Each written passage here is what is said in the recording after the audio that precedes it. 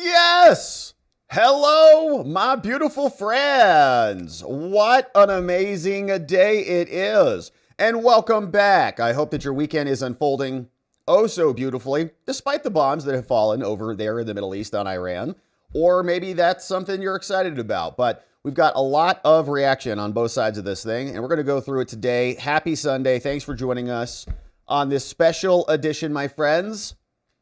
It is great to be with you. We got a quick preview. Let me share with you what is coming up. I got a bunch of stuff queued up on the agenda today, but we'll talk about, of course, the announcement last night. So the president came down and he said specifically, we have launched our operation, and he explained what went down. We got a little bit of a clip from him, but today we had a bunch of other stuff happen. So the Pentagon and Hegseth came out and talked about this whole operation called Operation Midnight Hammer, which is a pretty cool name. And it was a midnight hammer because they hit 3 different facilities, and there's a bunch of reaction now. Iran is vowing to defend itself and respond to this, talking about closing the Strait of Hormuz and all sorts of other things. So we'll get into it. Now, we also are going to assess some damage today because apparently we saw just recently some footage of what actually went down. And if this is all about just taking out their nuclear capabilities, well, we might have a mission accomplished moment, just like George Bush had that one time. And we'll see if that happens on this case, or if, as we're suspecting, it's just a slow encroachment into war. And what we're seeing here is I've caught some language saying that, Trump came out last night and he said we totally obliterated this other side. Then today they're like, well, it's severely damaged. It's like and then it's slowly being walked further to, and they might still have some capacity left. You're like, okay, is he dead, or are you going to kill him again, or like what's the deal? Like, did you blow it up last night? Are you going to blow it up again? So we'll see. A lot of people like John Bolton are already out there, and Lindsey Graham, calling for regime change. And we'll, of course, we already know where that's going. So we're in it now, my friends, and we'll, of course, see what you say about it. We've also got some Democrats flipped about this, saying this is grounds for impeachment of President Trump. And she's not alone. AOC on this one. She's also joined by Thomas Massie, who I think is intimating today that he might support impeachment, because he was also saying this is unconstitutional over from Thomas Massie, and he's not real happy today. And he was just out over on with Ro Khanna, and we'll see what he says about it. So we've got a lot of stuff coming up. We'll see what the other reaction was. Here was the one from Massie. This is not constitutional. And Pencil Neck is also out there today. But we got Democrats who are responding to this. We got Bolton out there, the Walrus, so a bunch of stuff queued up. And we'll see what you say about it. What do you think? And is this a mission accomplished? Is this a Soleimani type of situation where you just drop a couple of those bunker busters, watch them do their business, nuclear capacity destroyed, mission accomplished, game over? Or is this going to be 20 years? We'll have to see. Now, we got the presidential schedule, and members, stick around. So we're broadcasting live all across the fruited plains of the world today. And we're testing something new. We're testing vertical streaming. So I don't know if it's working or not, but we are testing that. Doesn't look like it's working at all. All right. Well, test failed. So, all right. We were testing all of that. Members, stick around. We're going to do our after party. We're going to hang out. YouTube members, locals members, Membo, stick around. And we're also going to test a faster Membo transition today. So we'll get that stream queued up because your boys learning some new things. All right, so enough of that. Now, shout out to our membos. Thanks for becoming membos. Thanks for supporting our work. Thanks for subscribing here. And thanks for being a part of the Watcher fam. Now, let's see what the president is doing today. So as of now, the presidential schedule, the official schedule, not much, right? In town, pool call time, Sunday. Yesterday, a bunch of activity. He came out. He addressed the nation. I've been keeping my eyes on the 4 different cables that we cover. A lot of it is just analysts and consultants and people reporting the same stuff over and over again. But we heard from the president yesterday, and he gave us his update courtesy of a post. And here's what Trump said. Announcing the bombing of Iranian nuclear facilities, the president posted this over on Truth and on X, which is how you know it's a big deal, saying, "We have completed our very successful attack on the 3 nuclear sites in Iran, including Fordow, Natanz, and Esfahan. All planes are now outside of Iran airspace. A full payload of bombs was dropped on the primary site, Fordow. All planes are safely on their way home. Congratulations to our great American warriors. There is not another military in the world that could have done this. Now is the time for peace. Thank you for your attention to this matter," period. From the president. Very nice statement with some nice details there. Full payload of bombs. All right, we understand. We all went, oh, okay, there it is. We knew that was coming. And then the president came out shortly thereafter and gave us a speech, very short. It was about 4 minutes. Want to just play a snippet of it just so you can get a flavor for it. But we'll come back to this because Trump said what I read to be the phrase totally obliterated, which means it's gone, which means capacity is gone. Sounds like a success. But if the Pentagon and other people like Lindsey Graham and Bolton and others are starting to say, well, now we have to walk that back a little bit. Actually, they either have capacity or there's still unfinished business over there, or suddenly, as we're going to see with Bolton, it manifests into regime change. And then John Bolton appoints himself back as ambassador again over there. But we're going to continue to be very careful with this language because we've already been duped many times on this in prior affairs. We're just going to go in there and get bin Laden. 25 years later. All right. So here is the president announcing what is going down and what went down in the White House. A short time ago, the U.S. military carried out massive precision strikes on the 3 key nuclear facilities in the Iranian regime, Fordow, Natanz, and Esfahan. Everybody heard those names for years as they built this horribly destructive enterprise. Our objective was the destruction of Iran's nuclear enrichment capacity and a stop to the nuclear threat posed by the world's #1 state sponsor of terror. Tonight, I can report to the world that the strikes were a spectacular military success. Iran's key nuclear enrichment facilities have been completely and totally obliterated. Whoa! Iran, the bully of... Completely and totally obliterated. That sounds like 0% to me. When I hear complete and total, like it's gone. So there's no more hidden rooms back there. Thank you, Mr. President. If you're going to drop a bomb, thank you for dropping, thank you for getting it done. 0, we're done, right? Right? Of the Middle East must now make peace. If they do not, future attacks will be far greater and a lot easier. Whew. All right. So it's not okay. So now you speak softly, but carry a big stick. And you also sometimes have to speak largely while you carry that big stick. So, hey, this is, we dropped these bombs. It was only a smidgen of the beginning if you're not going to cooperate with our will. And that was, I think, a report of resounding success, complete and total annihilation. So put a pin in that. We'll come back to that. Now, Hegseth is also here talking about what went down. And so this came out this morning. So all this is pretty fresh out of the oven. Here is what the Secretary of Defense had to say in the aftermath of the bombs. Iran's nuclear ambitions have been obliterated. Many presidents have dreamed of delivering the final blow to Iran's nuclear program. Final. And none could until President Trump. The operation President Trump planned was bold and it was brilliant, showing the world that American deterrence is back. When this president speaks, the world should listen. And the U.S. military, we can back it up.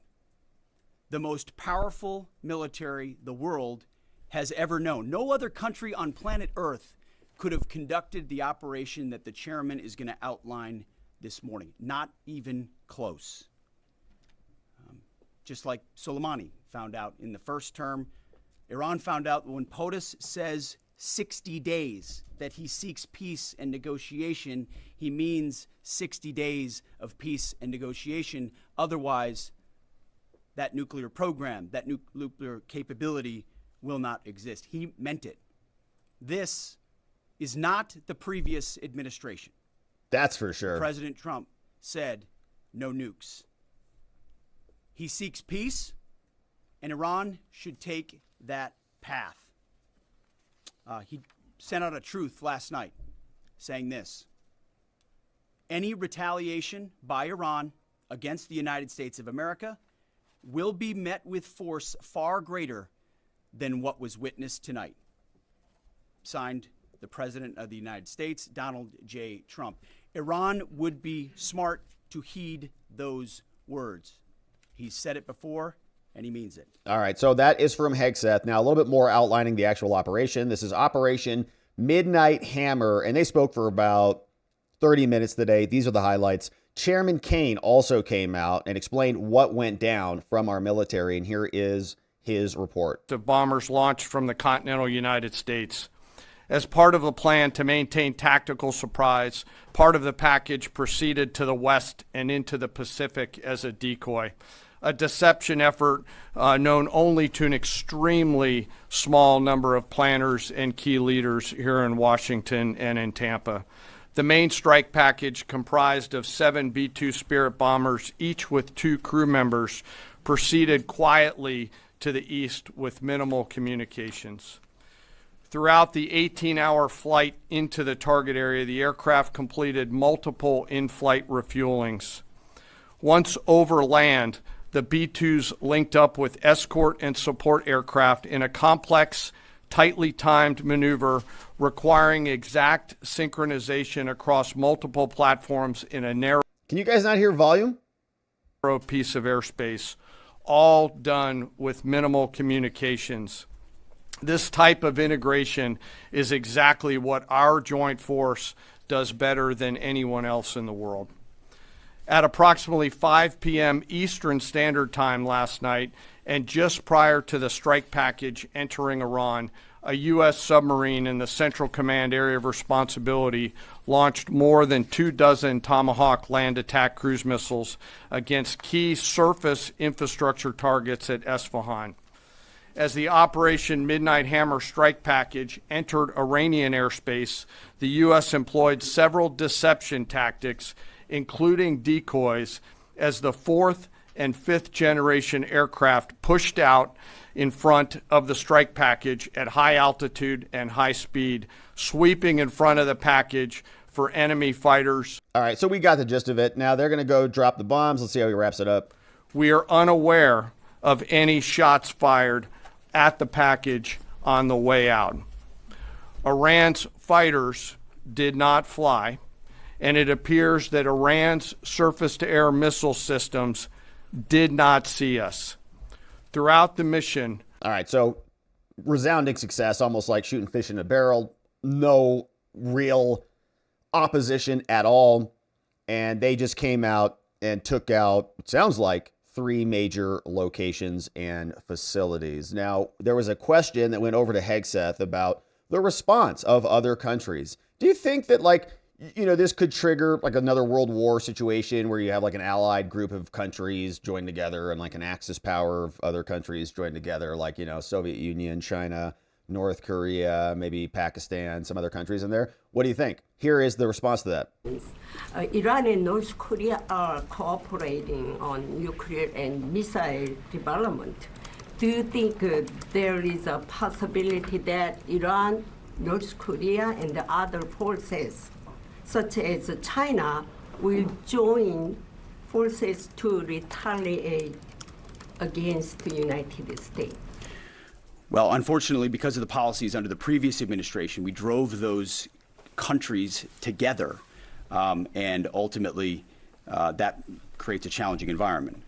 For this particular operation, the focus is on Iran and Iranian nuclear capabilities. That's our focus here, is to not just say that they can't have, but President Trump has said from over 20 years, frankly, Iran cannot have a nuclear weapon. And ultimately, he decided this is the moment, given their stonewalling when direct military action had to be taken to prevent that from happening. So, yes. So there is a concern that they might have a problem with this. Now, we've also seen some reaction. We'll come back to that, but some reaction from Russia, from India, and others. A lot of people calling for peace and whatever that means, because they're always calling for peace all the time, constantly, for peace, constantly. And we endorse peace, but, they're just like a broken record constantly. They're like, well, we want it. We just want peace. Well, what's your solution? Well, we don't know, but everybody's bad except us. All right. We need a couple $100 billion for Zelensky. Got it. All right. So now this is what's happening there. There was a full press briefing, and this was wild. This captured a lot of attention. In the briefing, Hegseth said this guy, John Ismay, who was dismayed, says that he was very upset with Hegseth. He says, in the briefing that we just listened a little bit to, Hegseth referred to B-2 pilots as our boys on those bombers. Pete, that's very patriarchal and misogynistic. Yet both men and women have trained to fly them, writes John Dismayed. And it's part of the update because Pete is so divisive and non-inclusive and evidently a bigot. So that's what they're focused on over there at the Times. Speaking of the Times, they've been assembling a lot of updates here. Here's the latest. Iran's president, Pezeshkian, attended an anti-U.S. gathering of students today in Tehran. Ooh, he's public show of defiance, according to a news agency. He says, I'm out here. What are you going to do? Bomb me? What are you doing? We're fine. Come out here. The U.S. Embassy in Beirut has ordered the departure of non-emergency personnel and family members from Lebanon, citing volatile and unpredictable security situations in the region. These are the 3 locations of the bombs. We'll talk about damages in a second. Some Israelis expect a new era after these strikes. Some are skeptical. Israelis awoke on Sunday to a new reality. Some were happy, some were not. UN Security Council is also going to convene an emergency meeting, looks like today, Eastern time. So I'm sure they're going to be very useful. And there's going to be a lot of good stuff coming from that. Republican lawmakers have largely lined up to support Trump, except Thomas Massie, who I think might want to impeach him now. And we got some images on the damages. And so let's come back to that. Here was J.D. Vance responding to this, saying, look, we dropped bombs, but this is not a war, all right? It's not a war when you drop bombs on another country. It's just like a preemptive slowing of the spread of nuclear materials. That's all. It's 14 days to slow the spread. Trump said 2 weeks a week ago. And that's all. And we've made it clear that, we're not in for regime change and we still are open to diplomacy as long as they, have total surrender, as Trump said before. And there's a lot of these other things, but it's definitely not a war, and we're still open to talking to them. Here's JD. Well, I think the foreign minister is exactly wrong. We didn't blow up diplomacy. We only took this action, Kristen, when it was clear, as the president said, that the Iranians were tapping us along. I think it's important for the American people to appreciate here that if you go back to March of this year, we had the entire administration engaged in this diplomatic effort. And frankly, in March of this year, we had some optimism. How do we get from there to now? And the answer is we felt very strongly that the Iranians were stonewalling us. They weren't taking this seriously. They were trying to draw this process out as long as possible so that they could rebuild their nuclear weapons program without the threat of American action. We had a limited window in which we could take out this Fordo nuclear facility in particular. The president decided to take it, but we didn't blow up the diplomacy. The diplomacy never was given a real chance by the Iranians. And our hope, Kristen, as the president said repeatedly, is that this maybe can reset here. The Iranians have a choice. They can go down the path of peace, or they can go down the path of this ridiculous brinksmanship of funding terrorism, of trying to build a nuclear weapon, and that's just not something the United States can accept. I want to say something, Kristen, just to the Iranian leadership. Look, they have tried to build a nuclear weapons program. That program is now destroyed. They tried to build a conventional missile program to attack neighbors in the region. That missile program has shown to be a failure. They have funded terrorism aggressively in the region, and now most of their terrorism proxies are destroyed. destroyed. The Iranians are clearly not very good at war. Perhaps they should follow President Trump's lead and give peace a chance. If they're serious about it, I guarantee you the President of the United States is too. All right, so a lot there. And if the Iranians are so bad at war, how come they're so good at making nuclear bombs and refining uranium, evidently, and will be capable of putting those bombs in a briefcase or something and shipping them to America if they can't hit us with a missile? So you see that. Now you also see this idea that there was no diplomacy is, I think, a myth. I think there has been a lot of conversations on this for a long time, back and forth.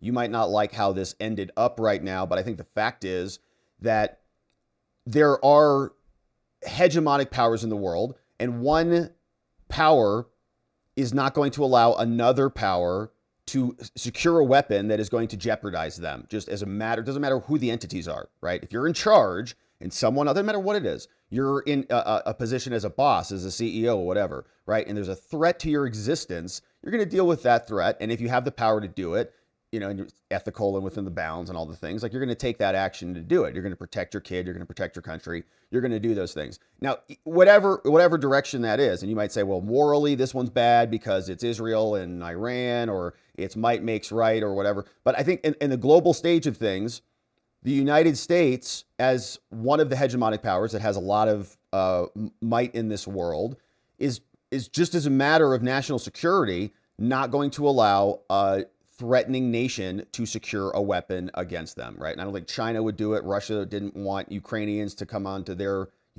border. I think the question is, a lot of this is on the presumption and the pretext that there is a nuclear component to this that was a real threat, and everyone, apparently is saying it was true. But there's always another layer to all this, right? So it might just be about protecting the petrodollar, or diverting resources from China and breaking up that bond because they get a lot of their oil from there, right? Or controlling more around the Strait of Hormuz and putting some friendly person in there. Like, for global trade, all those reasons, those are all beneficial as well, I think, for the countries that are in charge. But I think if you're in that position and you have this window and you have this country that's openly and aggressively threatening your country, and you are in the position of power to do something about it, it's hard not to take that action and to just, even if there's a 50-50 risk or a 20% risk that a bomb goes off somewhere, trying to envision what's going on in Trump's brain there and how you come to this conclusion. And I can see the pressure there. I can absolutely see it. And also wanting it to be the reset, right? Not saying we're going to go in there and take over the country and recommit the same problems that we saw with Afghanistan and other countries, but this was just something we had to do right now. And I also think the timing on this is very curious too. I know that the J6 pardons left kind of a sour taste in a lot of other people's mouths. Not ours. We were celebrating and couldn't believe how quickly it happened, and we're thrilled about it. But I think in many ways, you get the controversial stuff out of the way quickly, right? The J6 cases, he came in, pardoned everybody immediately. Just take that off the table. They screeched about it for like 2 weeks. Then we moved on to the next thing. We're still very early in this administration. And it almost reminds me of Soleimani, right? Trump's idea is like a drive-by bombings. Just take care of what you need to do, take out the high priority stuff, and then you disengage or allow the rest of the course to develop as it may. So, and a lot of that, of course, is wishful thinking from your boy here, hoping that this doesn't turn into the domino effect that escalates into something beyond anybody's understanding of unintended consequences, as often they tend to do. So, and we'll see, we're going to keep a close eye on a lot of this language and whether it continues to move towards, I would say, Trump-endorsed regime change and a perpetual war. But J.D. Vance and the rest of them are hoping for a reset. They're in a position to know well, and so we'll see what comes of that. But, all right, so we got some more. Now, satellites now taking photos of the damage from the bunker buster bombs that hit Fordow and other locations in Iran. And I got a couple of cool images pulled up here that will detail what happened, because there's a little bit of a conflict that we're noticing. The first satellite images from Iran's Fordow nuclear enrichment site show that the part of the mountain protecting the facility was completely obliterated by the bunker bombs, all right? Possible bomb entry points and rubble were visible following Trump's surprise B-2 stealth bomber attack overnight. The images now taken by Maxar Technologies shows. You see that. Now, we got the once brown mountainside turned gray in parts, with the entire topography of the area changed by the detonation of 14 30,000-pound massive ordnance penetrator bombs. And we're going to zoom in on further details here. There we go. You see that. Those look like almost like if you're out at the range plinking some things, you know, some bullet holes going through a sheet of metal, you know, ping, ping, ping, kind of looks like that. And you just had a 30,000-pound bomb do that, like a bus coming into the ground and just barreling in there and then evidently exploding. And those are presumably, in other words, they would have blown out a lot of surface soil before that, right? So all of this seems like it was kind of just blown out. Now, here you see some more from the reporting. It says light gray smoke also appears to be hanging in the air over the site around 1,000 miles of Tehran, the images show. And we see, yeah, like there, you see it looks like a lot of that is just discolored. But what you're noticing also is this building still exists. Doesn't look like anything happened to that. All these roads look good. Those look like they go into the side of the mountain, right? So like though you drive in there, then you drive into the mountain through that, right? Probably bored in there. And you would imagine that the rest of the facility is just kind of buried under the side of this mountain here. And I thought that I had, let me just see if I have this saved for us. I don't think that saved for us. No, but anyways, yeah, so there, let's see if they give us anything. It says here on this one, we're zooming out on this. Other high-resolution satellite images suggest Iran sealed up the tunnel entrances at Fordow before the attack. So maybe those got sealed up.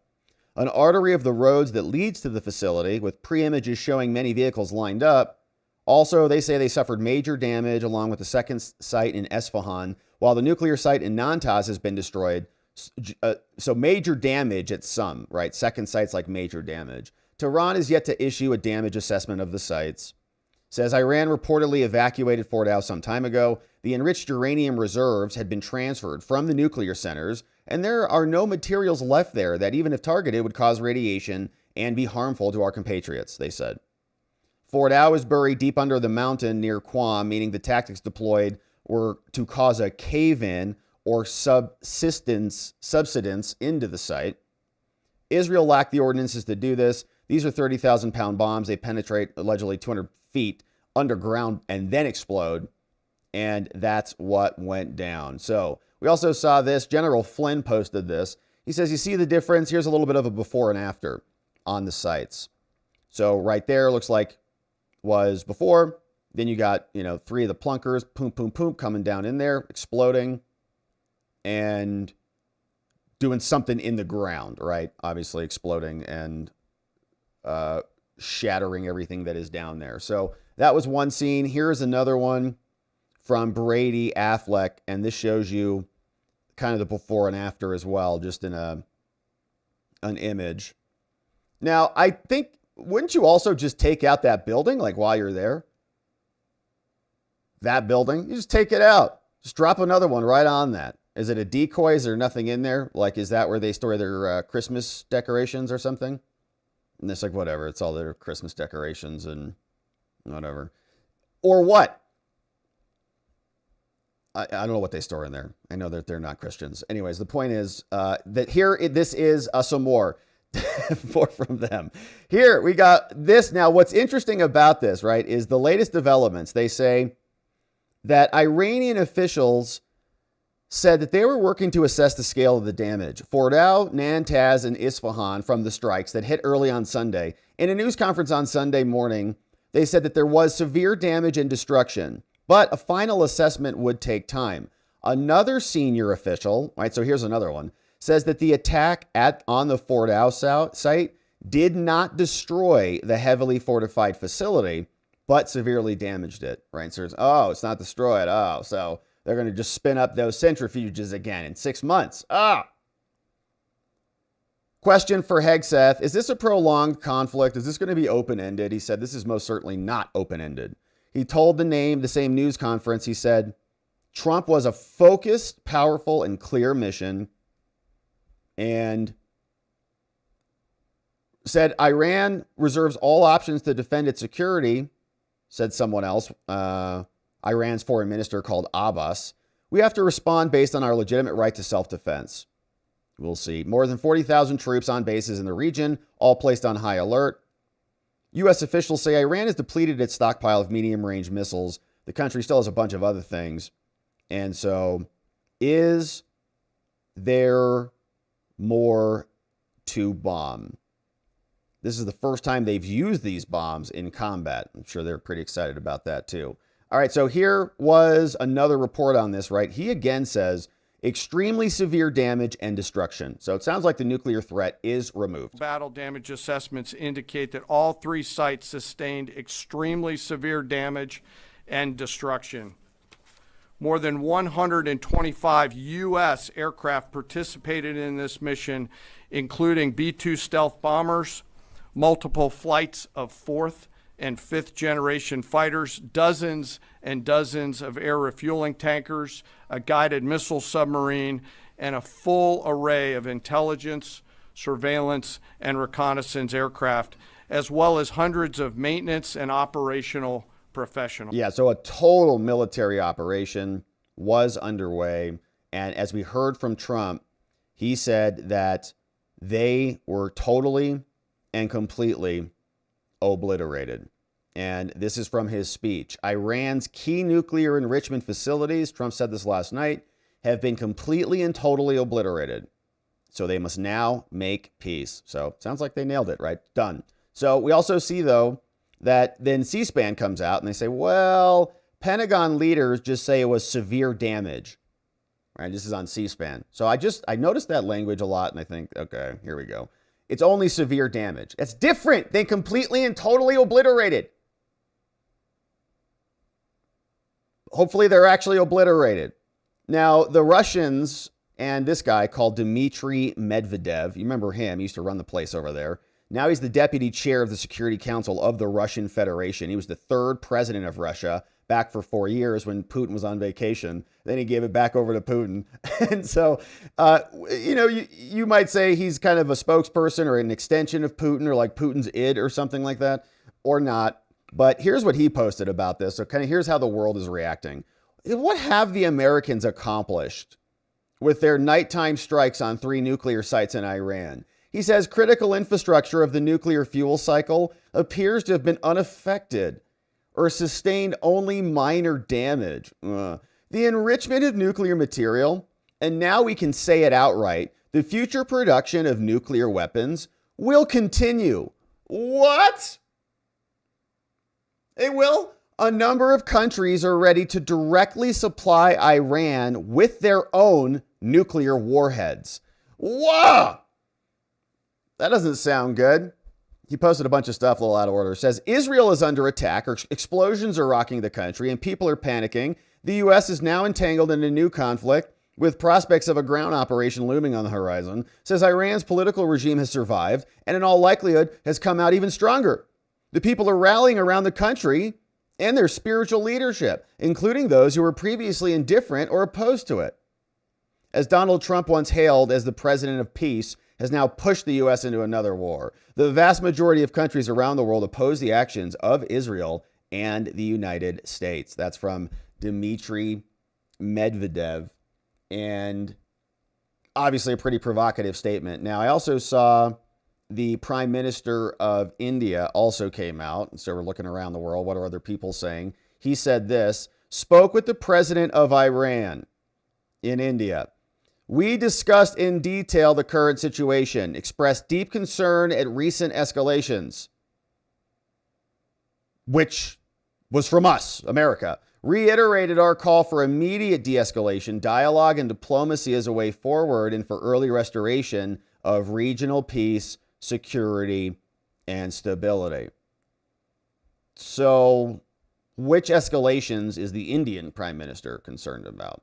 And how is the rest of the world reacting to this? Iran also now threatening, reportedly, according to Axios, to close the Strait of Hormuz, which could spike oil prices. Axios reporting this today, saying Iran's parliament has endorsed closing of the Strait of Hormuz, a vital oil transit point off its coast, but the authority rests with the security officials, saying this matter is a big deal because there's a lot of resources that go through there. The threat is among the initial responses. Trying to block the strait would be the first time that the Israeli-Iran conflict meaningfully affects global oil flows. But Iranian efforts to close the strait and attack infrastructure in the Persian Gulf are unlikely to happen, saying the U.S. has amassed a massive military presence in the Gulf and the surrounding region, and a move by Iran against the strait would almost certainly trigger a significant military response.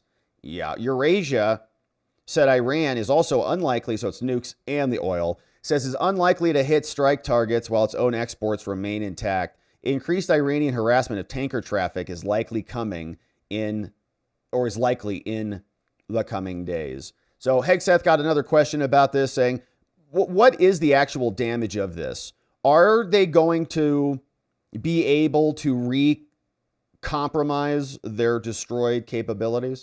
What will be your next step if Iran or militias under Iranian influence on the region attack U.S. interests or allies in the region? And you can chime in on this too, Mr. Chairman. The battle damage assessment is ongoing, but our initial assessment, as the chairman said, is that all of our precision munitions struck where we wanted them to strike and had the desired effect, which means especially in Fordo, which was the primary target here, we believe we achieved destruction of capabilities there. Ultimately, wherever it may be, whether it's in Iraq or Syria or bases in the Gulf, as the president said, it would be, as the chairman said, it would be a very bad idea for Iran or its proxies to attempt to attack American forces. Yeah, and if that happens, God forbid, what will our response be? Guys like Lindsey Graham are already out and about being very Lindsey Graham-y. And here's what he said. Last night they were attacked. The early morning hours of today, after the attack by President Trump, Israel fired ballistic missiles into Israel, wounding Israeli citizens. 24 have been killed. This regime is not going to be tolerated by Israel, is what he told me. Okay. Uh-oh. So someone told him that this regime is not going to be tolerated by Israel. So Israel is going to be doing the regime change on their own. John Bolton would be very excited about that. John Bolton, you know him as the Walrus, who had an interesting time in government before he was revealed to be a walrus of war, says President Trump did the right thing for America. Oh, great. John endorses it. We're all extra concerned. But he says it's not enough, which is good because John's crazy. Remember, he wants to bomb everybody. That's why Trump had him in the first administration. He says, I just bring John Bolton into the room. Everybody's like, we're getting bombed. All right, whatever you want. All right, John Bolton's like sitting here, is like, yes, we're going to nuke your whole country. Get ready for it. So Bolton said, Trump did the right thing for America in striking Iran's nuclear weapons program. Now, on to regime change. He just finished breakfast. And he's like, what's for lunch? And dinner, by the way. Where are we going for that? And a lot of people say, just shut up. No. Okay, we're done with your little neocon garbage, John. Go brush your stash. All right, so that is the latest on the damages. Now let's talk about reaction to what happened. Democrats already calling for Trump's impeachment after the bombs dropped in Iran. AOC, who might be joined by Thomas Massie at some point, because boy, Massie is out there also saying things like what Trump did is not constitutional. And that's a curious thing to say, because if it's unconstitutional, what are you going to do about it there, Thomas? Are you going to support your colleague, AOC? AOC says the president's disastrous decision to bomb Iran without authorization of AOC is a grave violation of the Constitution and the congressional war powers. He has impulsively risked launching a war. Wait, are we in war or not? So it's like we're not declaring war. So is this a war powers problem? Risked launching a war that may ensnare us for generations. She says it is absolutely and clearly grounds for impeachment, which we will not tolerate here. President Trump made the decision based on the best information in front of him and available to him, and it probably was the more strategic decision for America, however you want to splice it. Okay, you might say it's on Israel's behalf or Iran's behalf or whatever. If Iran gets a nuke, if you just accept that premise, and they've openly declared to be enemies of America, we've got a responsibility to prevent that from happening, even if it's 5% chance that they send a nuke over and bomb us. So Trump is just going to, okay, fine, I can blow up these nuke buildings, fine. You have to sit there and think about it. Of course, hindsight's 2020. Nobody can predict the future and have the foreseeability to encompass all possible permutations of outcomes, but you try to do your best and you come up with a decision. And this one is kind of in the middle, right? A lot of people want him to go in and execute regime change. Bolton and these maniacs would put American boots on the ground tomorrow and send our kids, your kids, to war. I don't have any kids yet. To war for their cause, right? But the other side would say, don't do anything, right? You know, totally cut off relations with Israel and let them deal with it or whatever. And so Trump kind of, I think, split it in the middle. And a lot of people are unhappy, but a lot of people are happy about it. And other presidents have dropped bombs. A lot of Democratic presidents have dropped bombs. So regardless of what you think of the bombing in Iran, this argument that suddenly Trump should be impeached for this is not defensible. And so we're going to defend that for the president, or on his behalf rather, against the Democratic onslaught, because these people are just like spring loaded, like they pop out of a box. AOC pops out. Dictatorship. Constantly. You're like, geez. No matter what he does. And most of Congress is, by the way, for the bombings. All right, just to be clear. You don't have a lot of Democrats coming out here making an unequivocal statement like this. Like, where are all the rest of the Democrats? Where's Booty? Where's Hakeem? Where's Newsom? Where's the rest of them? All saying Trump should be impeached. They're not. They're mostly in on it. So it's mostly an empty threat. Now, what's curious about this is the fact that Thomas is also joining in on this fray. And we saw he was also out, made an interview on this with Ro Khanna, another Democrat. So maybe Thomas is going to come and join the Democrats now, since he's basically cavorting with them, saying this is not constitutional. So what do you want to do about it? Do you want to impeach the president? Maybe that is what you want to do. Mike Johnson came out, the Speaker of the House, who would help with impeachment proceedings if this goes that way, which it obviously won't. But think about this next term, right? What if the midterms happen? There's a shift in the balance of power. The Republicans lose the House. AOC and Hakeem take over, and Thomas Massie joins in on the impeachments. The president made the right call and did what he needed to do. Leaders in Congress were aware of the urgency of this situation, and the commander-in-chief evaluated that the imminent danger outweighed the time it would take for Congress to act, all right? The world's largest state sponsor of terrorism, which chants death to America, simply could not be allowed the opportunity to obtain and use a nuclear weapon. I mean, if you just want to boil it down to that, it's might makes right. And you may not like it. You may not say, we have any business on telling other countries what kind of weapons they, maybe not. No, maybe not, like morally. You may have like it's their, it's a free country, free world, and they've got their own security interests. And so, yeah, it's like you can't have, bullies in the world who like tell other countries what to do. But if you're in charge and that other country is getting ornery with you and they're threatening to kill you, you actually have a responsibility then, right? And if you think that you're on the side of righteousness, if you think you're on the side of good, if you think you're out there actually spreading liberty and freedom around the world or whatever it is, and there's going to be a force that is opposed to that, you've got an obligation to take care of that. And you might even argue morally as well. But there's a lot of debate on that. But the point is, we're not going to get nuked.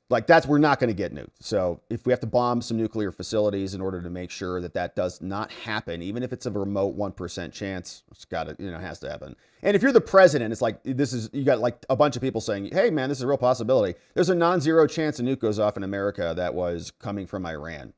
You're just like, well, they have a right to develop nukes and defend their sovereignty and, be a region. It's like, no. If you let them do that, then it's essentially a suicidal future for your own nation. And so it'd be irresponsible to allow that to happen. So you can justify it. Now, the president in that way, I would say, the president fully respects the Article 1 power of Congress, AOC, chill out, Thomas, and tonight's necessary, limited, and targeted strike follows the history and the tradition of similar military actions under presidents of both parties. Obviously, we've been at war basically my whole life. We had 9/11 when I was in high school. And from then on, and even before that, Clinton was bombing a bunch of people too. So it's like, I wake up, I'm like 5 years old. I think, what's going on TV? We're bombing Serbia, bombing. We're bombing everything all over the world, which is, I think, why people are tired of the strategy, because it doesn't seem like it solved anything. But we did it for 30 years, and Iran is still like, we're still going to nuke you guys. So according to them. So maybe the policy, maybe the foreign engagement strategy brought by the Boltons and the Grahams and the Pompeos and the rest of them is failed. And there should be a different approach. Obviously, it's not happening this administration. So Massey was also out there. He did some interview. Let's see if he posted about it, because he was on with Ro Khanna, and maybe Ro posted about it. Well, I saw it. CBS was sharing a clip. Anyways, Johnson was out talking about it. Sure, we're not that interested in watching Massey anyways. Says Fetterman, he came out and he supports it, right? So even if impeachment percolates, like even Democrats who are in the Senate are never going to convict Trump, even if the House comes back on this basis and gets an impeachment after the midterms, for example. Fetterman says, as long maintained, this was the correct move by POTUS. Iran is the world's leading sponsor of terrorism and cannot have nuclear capabilities. I'm grateful for and salute the finest military in the world, from Fetterman. So you see here, Pencil Neck Schiff came out, and he's having a hard time trying to figure this out. CNN is also having a hard time trying to figure this out too. So I know it's not interesting to watch Schiff a lot, but you can even see the concern on this woman's face, and I can never remember their names. I want to call them all Cassie, last name Hunt, for some reason. I don't know why. But I do. I think that might actually be Cassie Hunt. I don't know if it is or not. But she is having a conversation with Pencil, and Pencil Neck and Cassie are having a difficult time on this because they're like, we hate Trump, right? Definitely. Oh, yeah, we definitely hate Trump. But he might have done something good here, like to save America and in the interest of Israel. And like a lot of our side of this is very happy about this. But we are contractually obligated and mentally deficient enough that we have no choice but to hate Trump. And so we're having this real difficult cognitive dissonance happening in our brains where we cannot reconcile these two problems. Trump is bad. Orange man bad. Bomb Iran good. What do we do? Here's them. These strikes again against Iran last night. He says that they have been successful. Do you see any upside, any positive news for the security of the world in learning of the success of these strikes? First of all, Casey, I want to express my gratitude that the pilots are all out safely and acknowledge the skill, the bravery, and the professionalism of all the military forces that were engaged in this military operation. But it's not an operation that should have ever been authorized by the president in the absence of intelligence showing that Iran had made the decision to break out and build a bomb. The intelligence I've seen, and it's been limited, indicates that Iran had certainly enriched uranium but had not made the decision to build a bomb or pursue the mechanism of a bomb. And in the absence of that, this is not a strike that should have been ordered. In watching Hegseth during that... Schiff is the biggest liar of all. He lied in Congress about all of his intelligence related to President Trump and Crossfire Hurricane and a bunch of crap. So no one cares what Schiff says the intelligence says because he's a liar, bona fide. And he got censured for that, loser. Not that many people in American history have been censured, my friends. And so let us not ever forget that this guy walks around with a big asterisk right on his forehead that says censured on it. A press conference this morning, we saw a lot of arrogance from the defense secretary. And as wars in the Middle East have demonstrated, arrogance is a deadly commodity. We simply don't know what is going to occur now, whether Iran will retaliate, whether Iran was able to evacuate some of the enriched material from Fordo. There were commercial satellite images of trucks lined up at Fordo and leaving Fordo in the days preceding the strike. So a lot of questions, including the risk to American service members. In terms of, is there anything positive to come out of it? Yes. I mean, the destruction of these facilities is a positive in the sense that it will set back Iran's program. And look, this is a nefarious regime that is the preeminent state sponsor of terror. It should have never been pursuing a nuclear program. But it is very possible, and I think we have to anticipate. Iran now kicks out any inspectors. It leaves the non-proliferation treaty. And if it wasn't in a sprint for a bomb, it is now going to engage in a sprint for the bomb. So a lot of uncertainty. Finally, this was not constitutional, was not lawful in the absence of a declaration by Congress. And so the administration should have come to Congress. We will have a vote on a war powers resolution. But there's a reason to bring this to Congress, and it is you want the Congress bought in. You want the American people bought in on an action this substantial that could lead to a major outbreak of war. So just to put a finer point on it, do you think the world is less safe this morning than it was yesterday? Oh, I wish that wouldn't have cut right there because it'd be nice to see what Pencil would have said there. But the clip ended. But I think he's going to say it's more safe, right? Or he has to say. It's kind of a dumb thing if he would say otherwise because he just said, yeah, we just did damage to their facilities. But I think it's a weird thing to request. It sounds like Pencil is saying that we should have all voted or something or been engaged in this when it comes to dropping those bombs. Like we should have scheduled it for a public hearing and then had the dates publicized so they knew it was coming, I guess. It's not a surprise. You just, bomb them on Friday. Who wants to vote for it? Yes or no? All in favor? Aye. Congress, yay. So, and then they vote and then drop the bombs. I don't think that's how it works. So Congress was actually informed on this. We got this one. Hegseth got asked about it. He says, oh, yeah, no, we told him after the bombing was done. They were notified after the planes were safely out. Yeah. We complied with the notification requirements of the War Powers Act. Yeah, it's complied. They were immediately thereafter. Yes.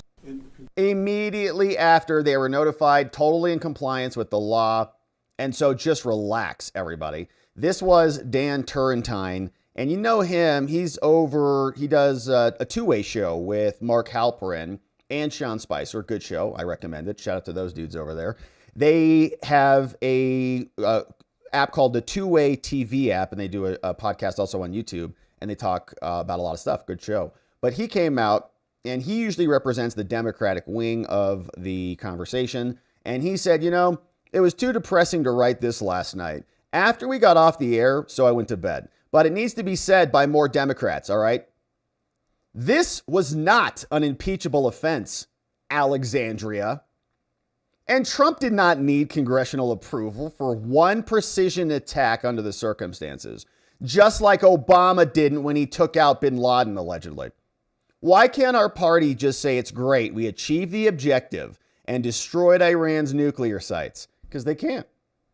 God bless the soldiers who carried this out and made it home safely. God bless our country, military allies, and we look forward to a full intel briefing. If one must then assert congressional authority at that moment, add that any escalation will require congressional approval. And if you must express concern for where this may go and what might come next, then do that. But for so many in my party like AOC and Thomas, who's not even in his party, and Shifty, to knee-jerk with unhinged calls for impeachment, this is unconstitutional, and sadly they omit in their statement support for Iran not having nuclear weapons, which most of them agree with, which has been a principle of our party, the Democrats, for 40 years is truly TDS. Calling it out on his own side, man. Shout out to Dan Turrentine on that. So give him a follow over there, top of our timeline, reposting that right now. So you can give him a follow. And it's like, man, that's exactly right. I think it's a good, sober, level-headed approach. I mean, it's basically what we said earlier. It's like, hey, and I don't know what Trump's decision was or what influenced it, but it's done. Hopefully, like anything, right? He knows what he's doing. It reminds me of like construction or something, and you're like, all right, man, like we're gonna release this thing. We're all gonna take about 10 steps back. We're gonna release it, and we're gonna see if it holds. And then we'll reinforce it. Should we do that now? Like, no, we're not gonna do that now. We're gonna release this. Have you done this before? Yeah. Kinda. But it should hold. All right. All the bros are like, all right, this is a senior dude. Step back. All right, ready? Go. Drops it. Pfft. Everybody's nervous as heck, but it lands. He's like, all right, told you.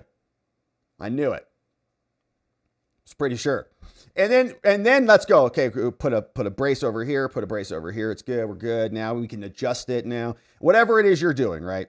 Like moving a refrigerator or something. So, and then you rely on that expertise and think everything's going to be fine in the aftermath of that. So hopefully that's where we are. Like, don't drop the baby kind of a thing. So, and just defer to what we want to be is American excellence. And by the way, I think he's talking about that. He's talking a little bit more about, wouldn't it be nice to just expect our government to do what it says it's going to do and do a good job and just like get out of the mess and be competent?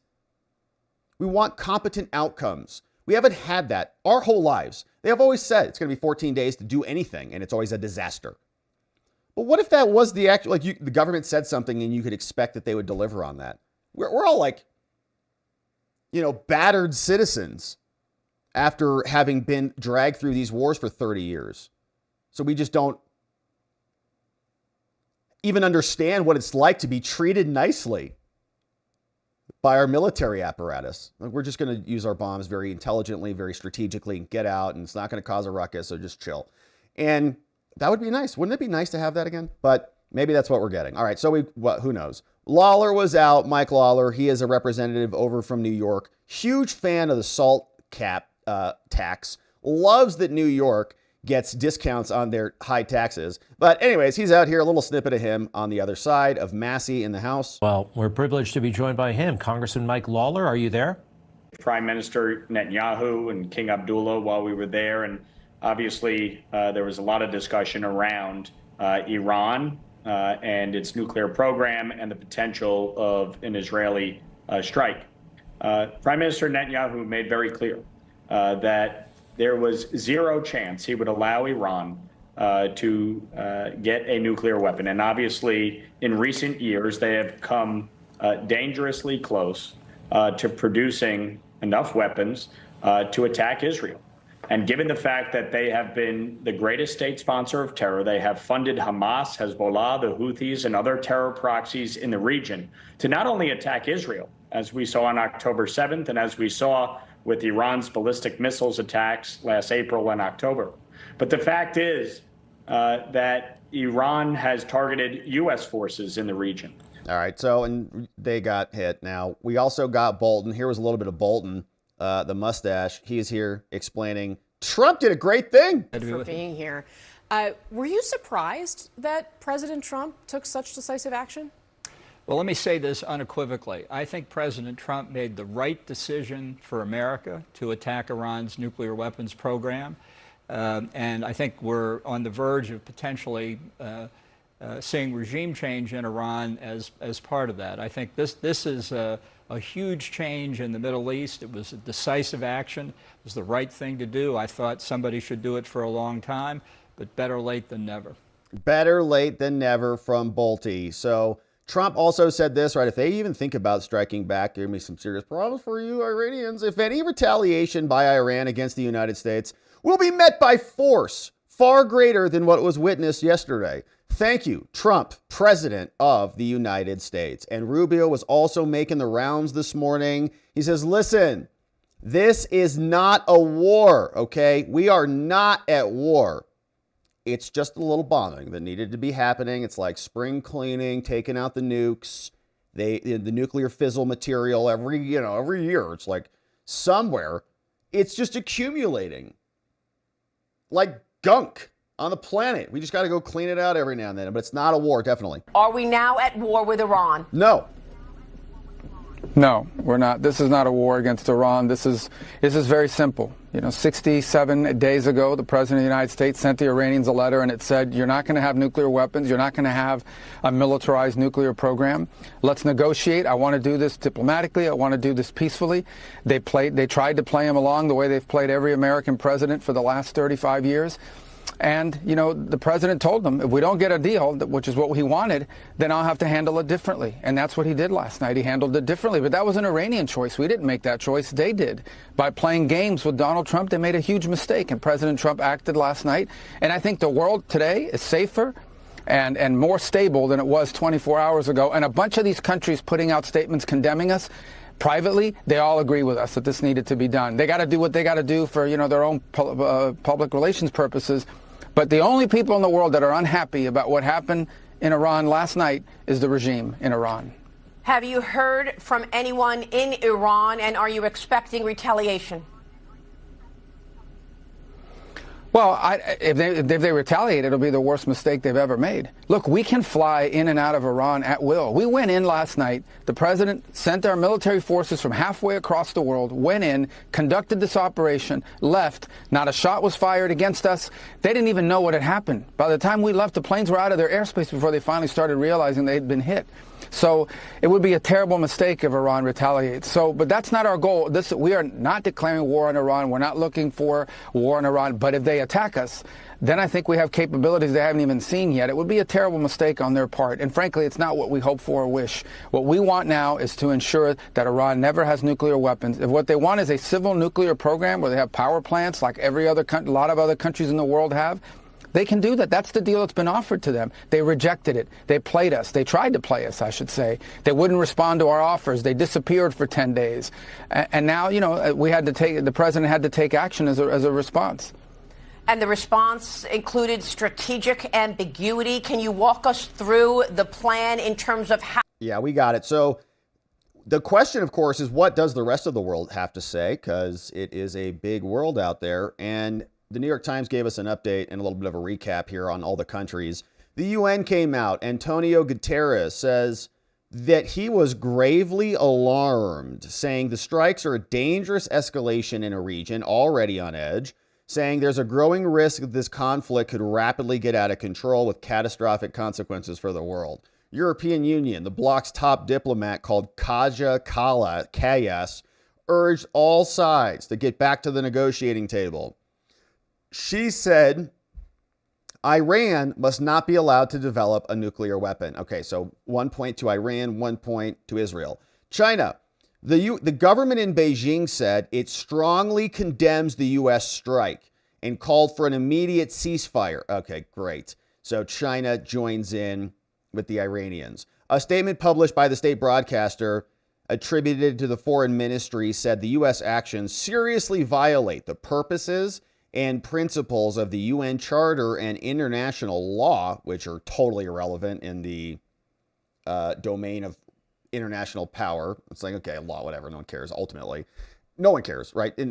Russia, Ukraine, NATO, all of them, mostly it's just about raw power, truthfully, and resource control. But you have the laws, pass the constitutions, whatever. It's a pretty dog-eat-dog world out there, though. And exacerbate tensions in the Middle East. And by the way, those traditional norms are just lever points to create blocks that are basically artificial, that have no real meaning or purpose together. Like you create like the United Nations, like a bunch of nations, most of which have nothing in common. So what are you united about? I don't know. We belong to some stupid named organization. Can you guys do anything? No. Do you want them to do all the things that they want to do? No. So you're not united with them at all? No. But you're just part of this body, which makes everybody feel good. And then you can always defer to the UN. It's like, how about you just align yourselves on interests, right? Which is how people actually organize themselves. But they're living in a fantasy land of idealism where they create these institutional pillars and they try to wrap a bunch of stuff around them. And China uses it against us when we violate them, which we do all the time. And I mean, the West versus China. So they say they seriously violate the purposes and the principles of the UN Charter. Like, yeah, so they'll just, well, how about they'll go do that with Taiwan, and we'll see what we say about that. Iran, Britain said, can never be allowed to develop a nuclear weapon. He called on Iran to return to the negotiating table. This is Keir Starmer in the UK. Jean-Noel Barrot, over from France, foreign minister, said she's got concerns over the U.S. bombing.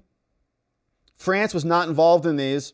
France opposes a nuclear-armed Iran, and only diplomacy can bring a lasting solution. Then they surrendered immediately to everybody. A longtime ally of Iran, Russia strongly condemned the U.S. attack, calling it irresponsible and a gross violation of international law. So another one like China. In a statement, Russia's foreign ministry called on the UN Security Council to put an end to confrontational acts by Israel and the UN. Spain, they said they expressed utmost concern about Middle East, called for negotiation, reiterated a call for restraint and respect. Australia called for de-escalation. They echoed some of Trump's language. They said, we've been clear that they can't have a nuke. Saudi Arabia in the region said the foreign ministry called for de-escalation and restraint. The statement also said deep concern. The statement stopped short of condemning the U.S., although the foreign ministry had earlier condemned Israel's attacks on Iran.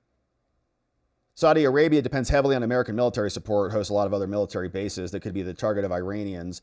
Lebanon, President Joseph there urged restraint. New Zealand said ongoing action, military action is extremely worrying in New Zealand. South Korea condemned the uncertainty. Mexico, Claudia Sheinbaum, she says they called for diplomatic dialogue and peace. We reiterate our call for de-escalation. Venezuela and others, Venezuela, you'd imagine they called it extremely dangerous and an act of aggression.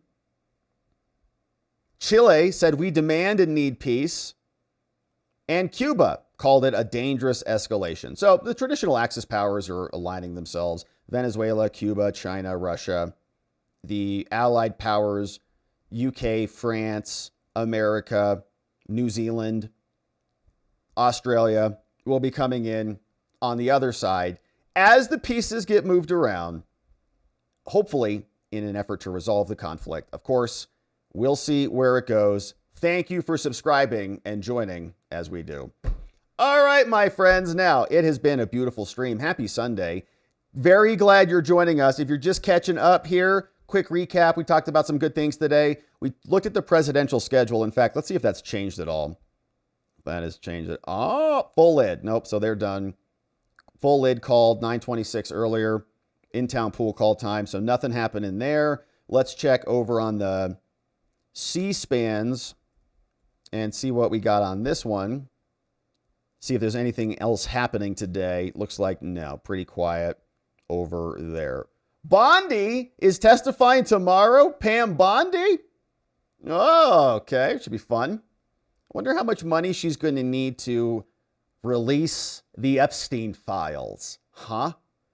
I don't know. How much? Give her $1 billion. Just give her $1 billion. I don't care. Better than giving it to Zelensky. Let's give her $1 billion. Release the Epstein files. She won't be able to do it. Do you know why? Because they're gone. Because they don't exist. And our government covered it up. All right, my friend. So we talked about that. I got sidetracked. We talked about some good things today. Or some good updates. I don't know if they're all good things, but we talked about some good updates. Trump dropped the bombs, baby. And a lot of reaction for that. We got Hegseth out. Pentagon was out. Questions from the media today. They're very upset that he said our boys are on those bombers because there could be Z's and Zers on there too. And you want to be respectful when you're dropping bombs on nuclear facilities. And women, he says women have been trained on there too. And by the way, both men and women, John, are you recognizing that you have just admitted that there are two genders here? So we'll see how your liberal friends feel about that. I presume he's a liberal. I don't know. But anyways, so we talked about that. We talked about the satellite images that just got dropped, asked ourselves some questions about the damages. Hopefully it's done. Hopefully it's mission accomplished and the damage solved the problem once and for all. And we don't need to go back anytime soon. All right. So we got that. We talked about the damage. We talked about reaction to the language, what is severe damage? What are nuclear capabilities? And then looked around at what some other people across the world were saying, including John Bolton. AOC, Thomas Massie are calling for impeachment.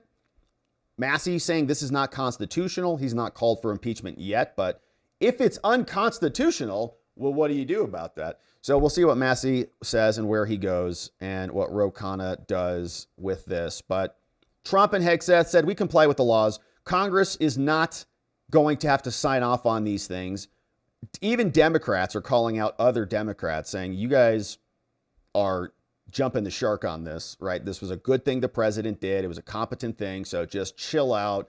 Let's debrief on the other side. But it was in America's interest. So just calm down, which I think is one of the most sober takes out there on the day. But world leaders reacting to this. A lot of dust still remains to settle. And we'll, of course, keep our eye on it in conjunction with the other materials and cases we're covering here. And we appreciate you joining as we do. Thank you for subscribing to our channel. Thanks for joining us on the Sunday stream. Thanks for considering becoming a membo. We're going to head over and say what's up to our membos and continue to chat on this lovely Sunday. And so we would love to have you come and join us as a membo if you are able.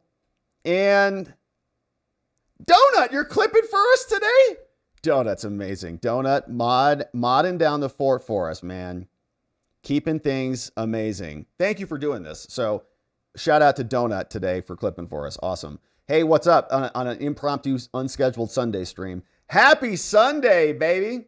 Happy Sunday, my friends. Object Class Keter is here, says, it's rich hearing it's unconstitutional after what both Bushes did and Obama, who also eliminated an American citizen. Yeah, they have no leg to stand on. Yeah, how's that for the due process? Remember we brought that up with due process. Trump is violating people's due process. Remember when Obama took out, I think it was a guy and his kid, I think maybe two U.S. citizens, right? Or maybe just one on that one, but took out an American citizen. No due process, no adjudication of law, no court of law, not even an immigration court, no Article 2 judge. Nobody signed off on it. It was just Obama saying, eliminate. And they just called it a military operation. Trump tries to use lawful orders to deport illegal aliens, and they have a total meltdown. Thank you for that, Object Class Keter. Hey, Defective Potato says, I'm hearing it was a mostly peaceful attack. It's true. Less than 1% of the country was hit. It was only 3 buildings.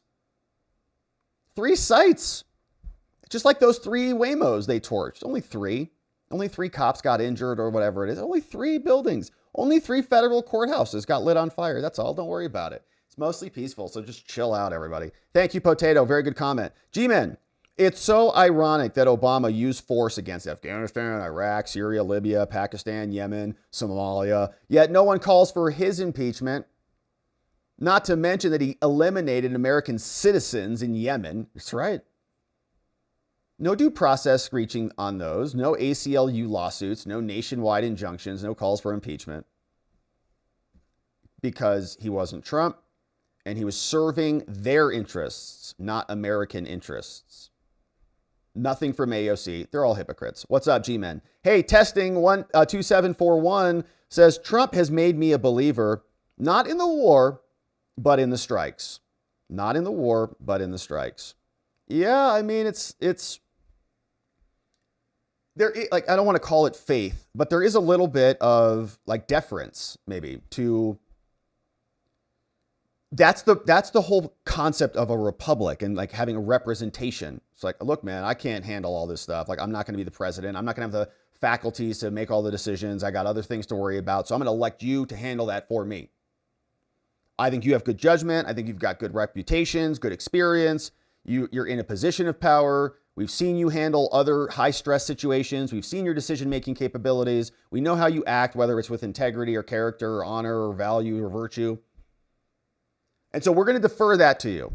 So at some level, I feel that. I recognize that. It's like, all right, I don't know what I would have done there, but it's hard for me to get super, like animated one direction or the other on this one. First of all, it's not my countries really who are directly involved. I'm not religiously aligned with either group or either people. So I know there's a lot of other things that will pull people certain directions. But, from my perspective, I look at it as an American citizen who cares about our country. And I don't want our country to be harmed in the outcome, whatever the outcome is.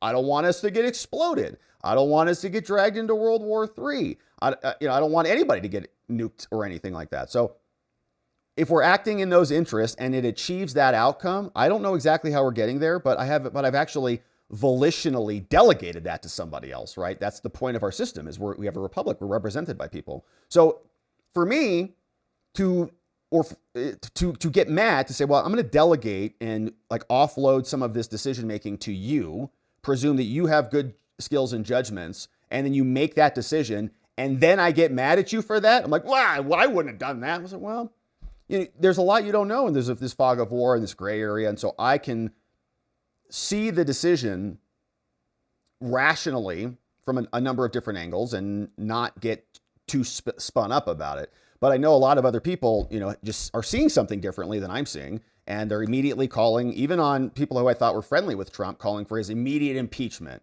or the base is gone, or everything is over. It's like, this is the worst thing ever. I'm like, well, I just don't see it that cut and dry. So I can understand what you're saying in that evolution there. Hey, Defective Potato says, for the love of what's holy, we just took an action that can possibly start World War III. And the Times is worried about microaggressions. Literally. There could have been women on those planes. Were there? I don't know. Were there any women on those airplanes? Maybe there weren't. Maybe they were all dudes. And that's why Hegseth said, all our boys up there. But that's what they spend their time on. He had to make a comment about it, and probably a lot of people upset about it. But I feel like he just qualified. There are two genders, men and women, two sexes. So is Hegseth supposed to have all of the other Zimzers if they've ever trained on him, I guess? Testing 2741 says, bet Lindsey Graham's mad. He wants a drawn out war. Yeah, and that was the other language I was looking for from everybody. So we listened to Vance kind of talk, this was limited. Hegseth said this was limited. Trump said this was limited. Rubio, did I just say that? They all came out and kind of were, it's not a war. It's not a long-term engagement. We're done. Stephen Mosher says, November 22nd, 1988, we rolled out the B-2 plane out of Palmdale. They're cool planes. And the war technology, too. It's like I can understand a little bit of the allure, the siren song of war, and conquest. You can kind of feel that in your bones when you start thinking about it. You're like, all right. America's going to take over. There's like an excitement there. You're like, we're going to drop some bombs. We're going to show who's boss. And there's like a lot of this male, testosterone. And you're just like, all right, listen, you're going to threaten our country. You're going to be out there in the streets shouting death to America. Oh, really? You think so? Okay, well, it's as simple as that. Going to be the end of you, right? And like, you can kind of feel that energy pop up. And when you look at those B-2 bombers and look at 30,000-pound bunker busters, yeah, it's pretty exciting. Hey, 200 Watt Studio said, I said last night this was about regime change. Like clockwork, now they're calling for regime change. I know, they just finished breakfast. We just ate last night. Like, you're starving again? Oh, this is WMD's Redux.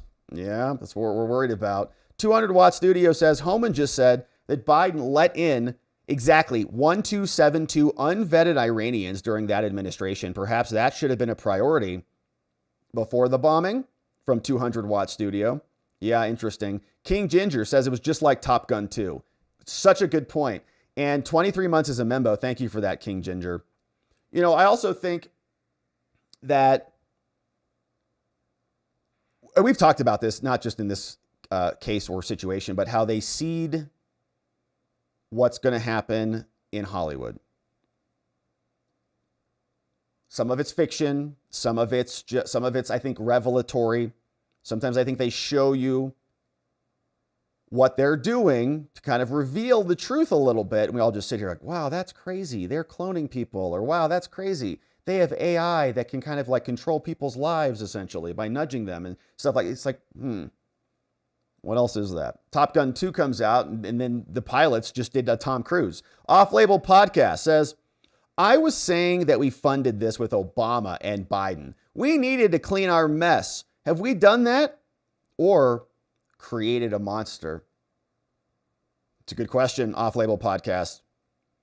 Time will tell. We're hopefully going to find out. The mess has been cleaned, hopefully. 200-watt studio. Rob, do you believe that Iraq has or had WMDs? No. I don't think so. I mean, nothing that was a real capacity for the United, like a real threat to us.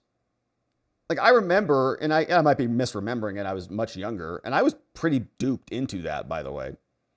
Like, I was in high school right after 9/11. I think I was a sophomore. Yeah, I think I was a sophomore. And I was very mad that they killed 2,000 people as a young man. Very, very mad. And wanted vengeance, wanted blood. How dare they do that? I believe what they told us. These are terrorists that hate us for whatever, our freedom or whatever. And bought it, man. It's like George Bush, baby. Let's go. Let's go. We got to defend America. We got to defend our honor and all those things. And I sort of remember, I think, Colin Powell and the Secretary of Defense was Colin Powell, and Secretary of State. I remember them talking about how imminent it was, right? And how we're going to die, testifying in front of Congress and all that. I'm like, really? Okay, we better go. Then we went in there and we didn't find a lot of stuff. And I even remember, I think, thinking during the war, it's like, I can't believe they haven't made something up, even at least, like just to like solidify this. Like we went in there, we didn't find like giant stockpiles of nuclear materials or biological weapons or any of the things. So no, I don't think so. I did at the time, but I don't think so now. Nothing that was a real threat to America, as far as I can tell. Rick D, what's up? Adam Schiff on CNN whining that no one told him about the operation before it was carried out. I think we played that clip, probably from Gunther. Thank you for that, Rick D. You're ahead of the curve, man. You knew where we were going. Thank you for that. Hey, what's up? Bucky's is Rome. Says the hysteria is off the chart here, okay? We have been at war for 40 years with Iran. We have bombed them worse than this. They have captured our boats and sailors under Obama. They have almost sunk 3 of our destroyers. We fought them in their oil platforms. This isn't a big deal. The hysteria is off the charts. Apparently, Americans don't know the history of us fighting Iran. Yeah, and I think you can go back and say the CIA has been involved, even like 70s and beyond, right, to cause regime changes. So it's like there's a lot of history here other than this idea that they just like started developing a nuke 2 weeks ago and we got to take it out. I think that's right. There is a lot of history there. And are we ever going to be at direct war with anybody, like ever again? Is that the new state method of warfare? Because China and the U.S. going to declare war on each other. Is Iran and the United States going to declare war on each other? Maybe. But I think it's probably mostly proxy wars. Like, I think you can make the same argument that we're at war with Russia, in a way. We're spending resources there. We're not having our troops killed, maybe. Or American citizens killed. I think some have been killed fighting over there. Not necessarily as a lawful extension of, uniformed American military people, but as just combatants. So is the United, and we funded them to the tune of what Trump said, $300 billion or so.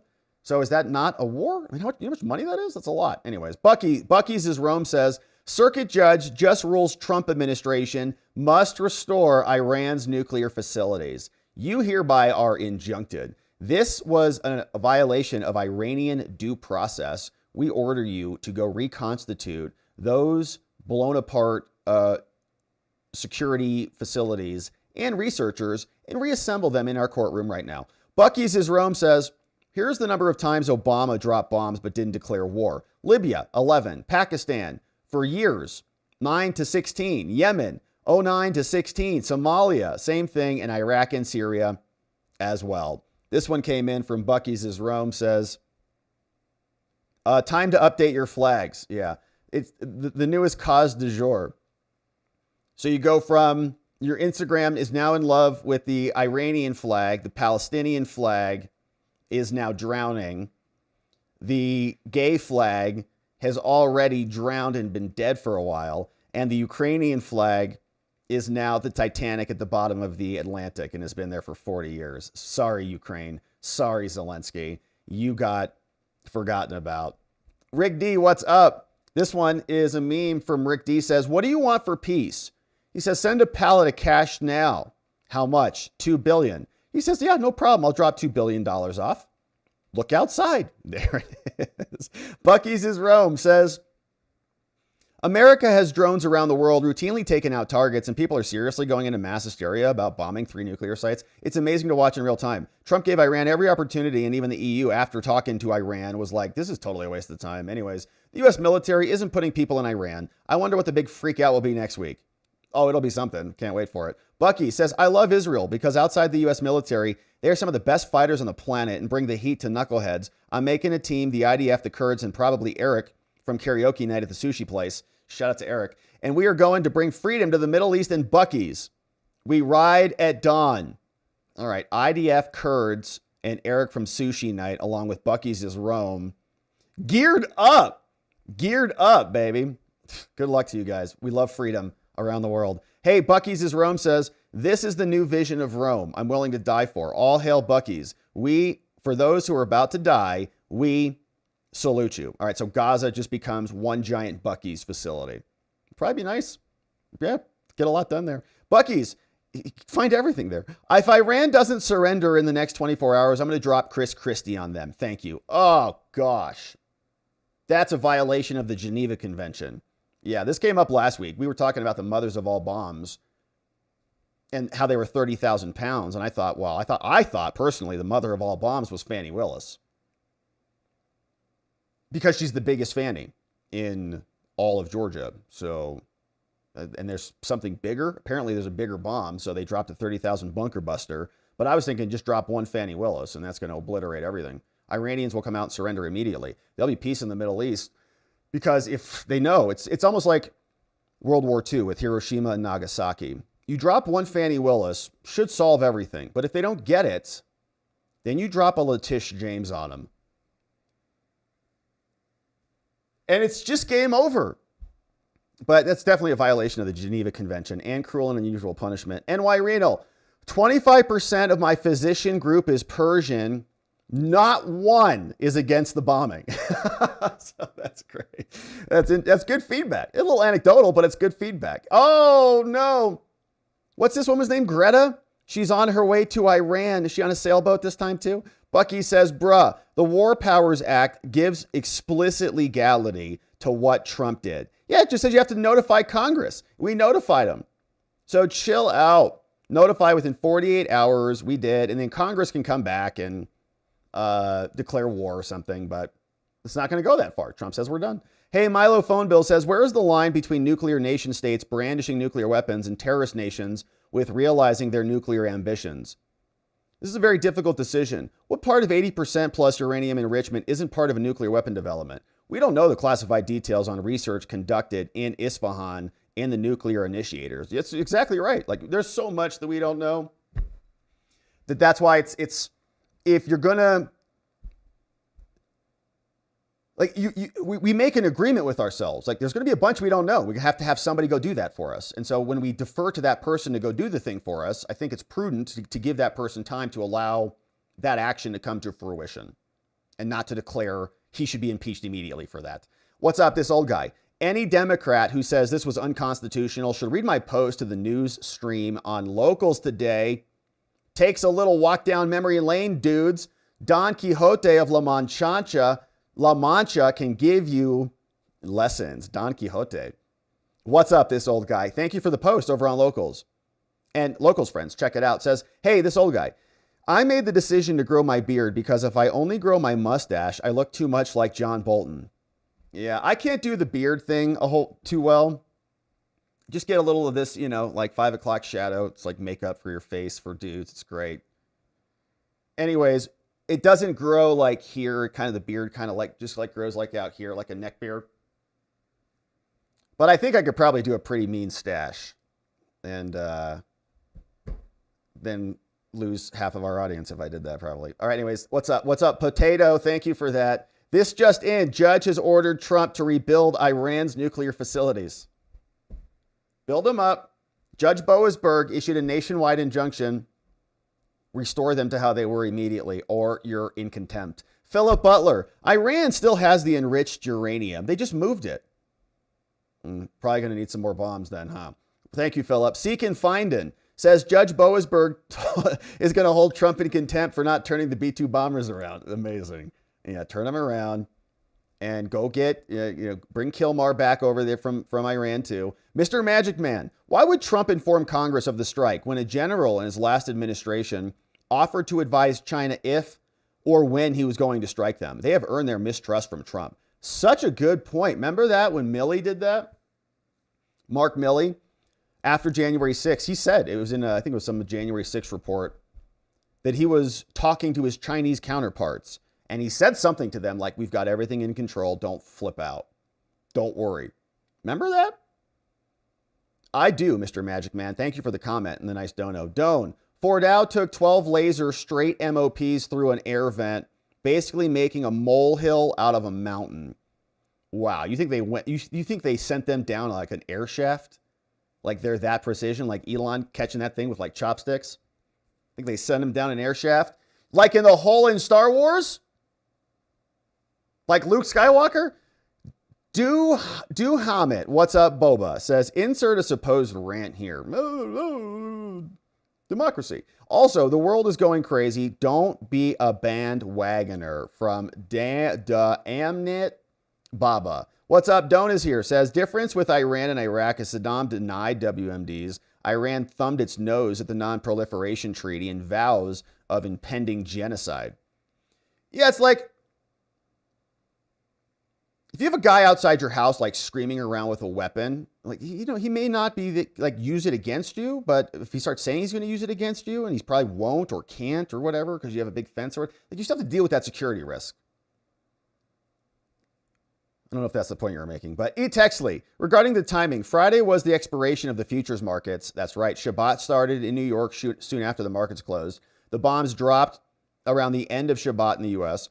This mission did not have a chance to cause problems settling trades in oil and refined products futures. Sorry, Nancy, for no advance warning. That literally was what Seymour Hersh put in his article, saying that Trump was worried about the trades.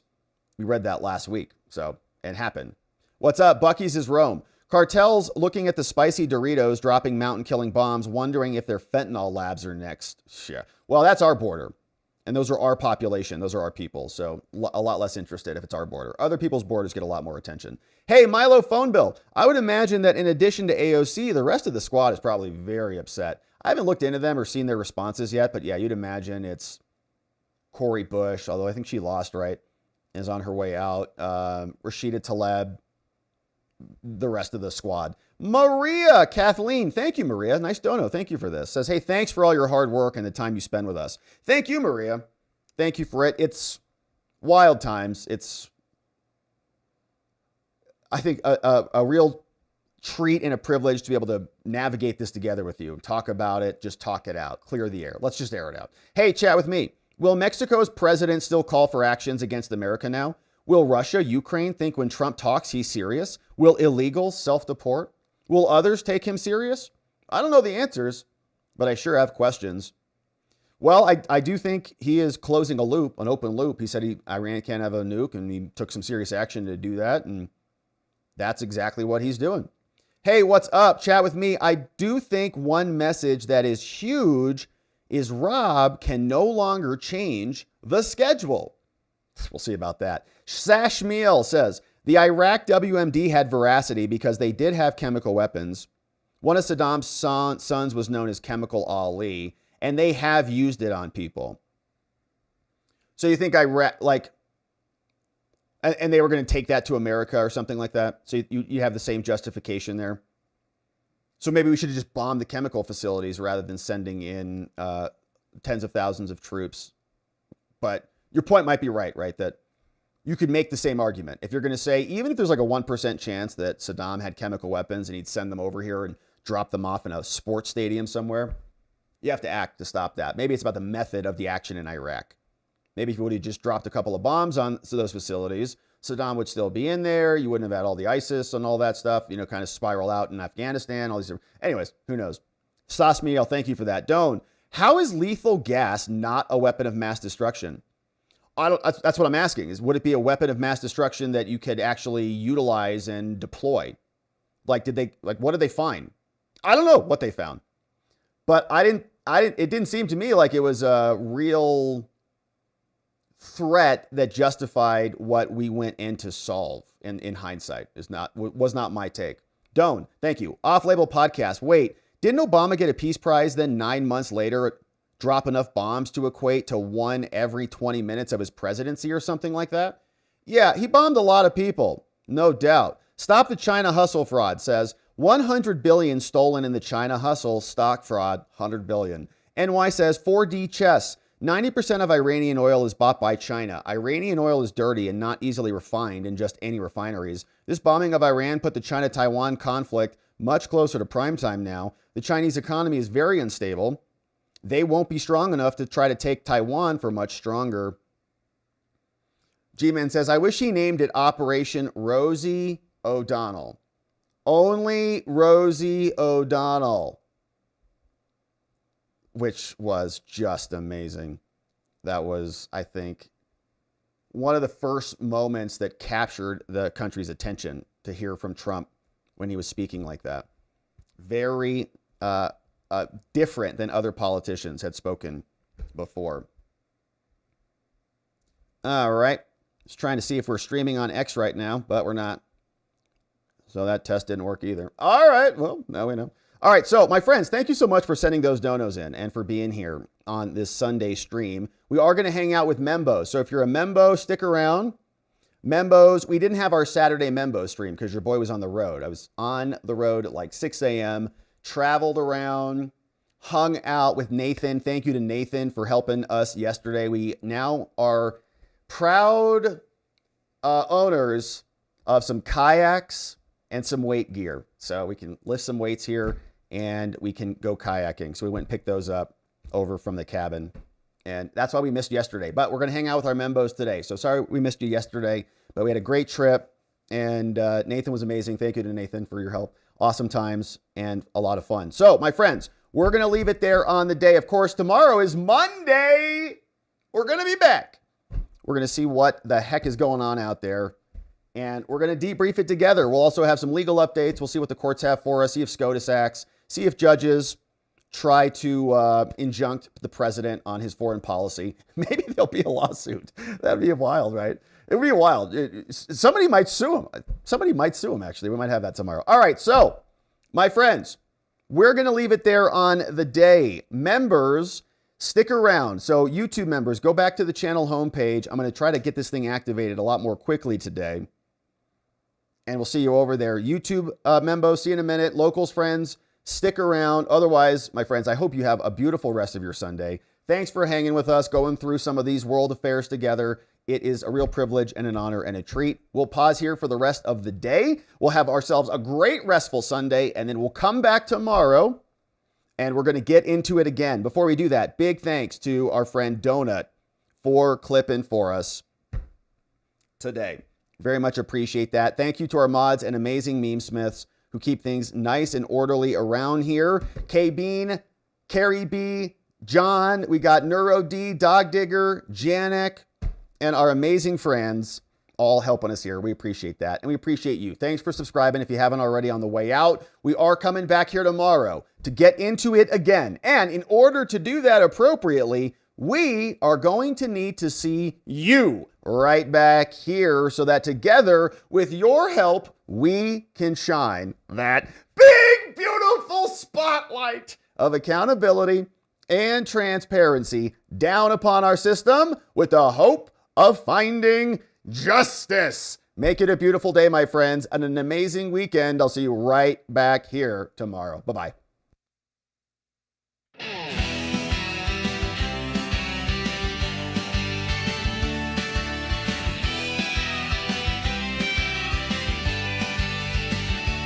Thanks for watching, my beautiful friends. Now it's that time where the stream must end. You brought the heat with every chat and line. Together we expose corruption. One more time we dove in the truth where the media hides. Lit up the lies with receipts on all sides. The fight fight isn't over, but we made them sweat. We ain't done yet, no, not just yet. Because together we are watching the watchers, truth on our side. Watching the watchers, we won't be denied. Watching the watchers, eyes open wide. Fighting for freedom with nothing to hide.